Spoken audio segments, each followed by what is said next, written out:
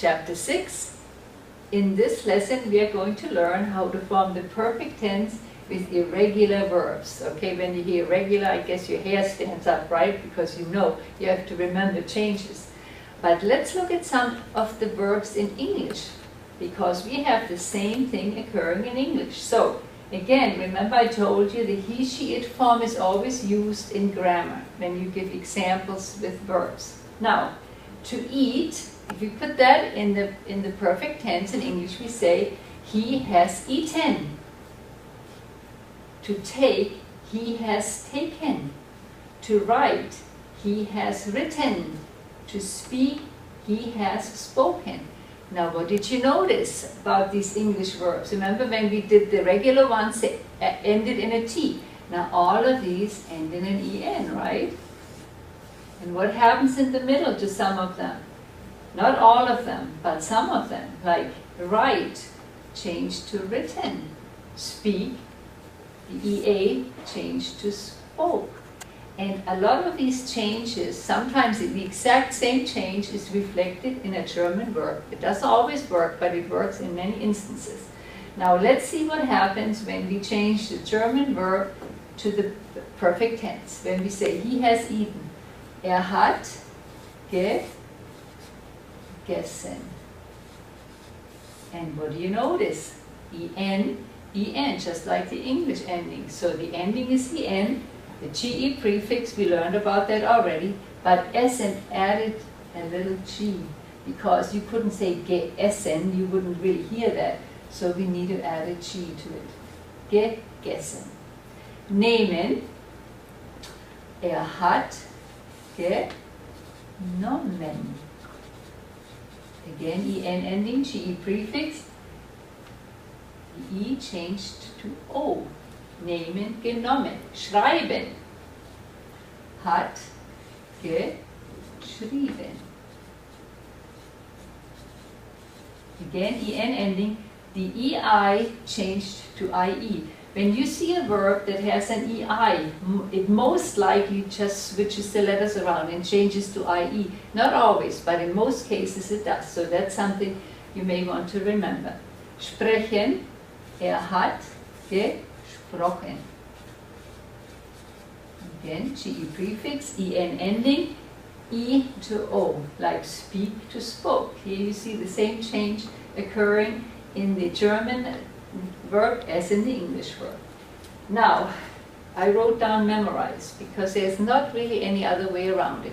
You've got to figure out a way how you memorize things best, by writing them, saying them out loud, putting them on index cards and flipping the index cards, until you really know each one of them. Now let's look at those. Essen, we already know, changed to gegessen. Finden, hat gefunden. The I changes to U. Gießen, to water, like to water flowers. Hat gegossen. IE changes to O. Lesen, hat gelesen. There's no change in the middle of the verb. Liegen, to be lying down, hat gelegen, IE changes to E. Nehmen, to take, hat genommen. We already saw that up there. So the E to O. Trinken, hat getrunken, I changes to U. Backen, hat gebacken. No changes in that one. Schlafen, hat geschlafen. To sleep, has slept. Again, no change in the middle. Schneiden, EI, here changes to ITT. Hat geschnitten, to cut, like to cut flowers. Hat Blumen geschnitten. Schreiben, EI, geschrieben, to IE. Sehen, hat gesehen, no change in the middle. Singen, hat gesungen, I to U. Sprechen, we had that already, hat gesprochen, the E to O.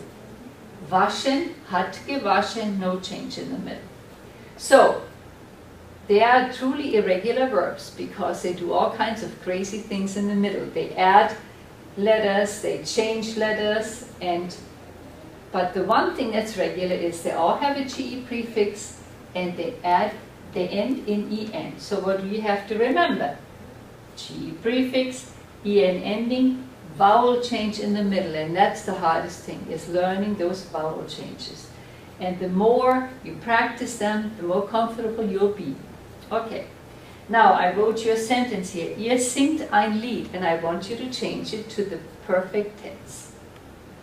So remember, it's a compound tense. We have the verb haben, and then we have to change this thing into the past participle, right? So, how do we do it? Ihr, haben gets conjugated, right? Ihr habt ein Lied, singen goes to the end. Past participle of singen is gesungen.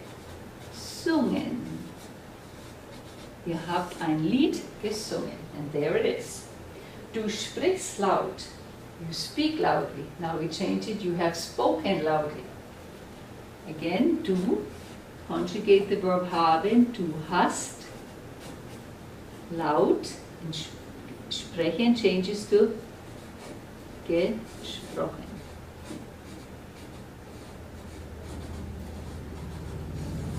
When you change from the present tense to the perfect tense, always keep in mind what the infinitive looks like and change that to the past participle. Okay? And that's all for irregular verbs in the perfect tense.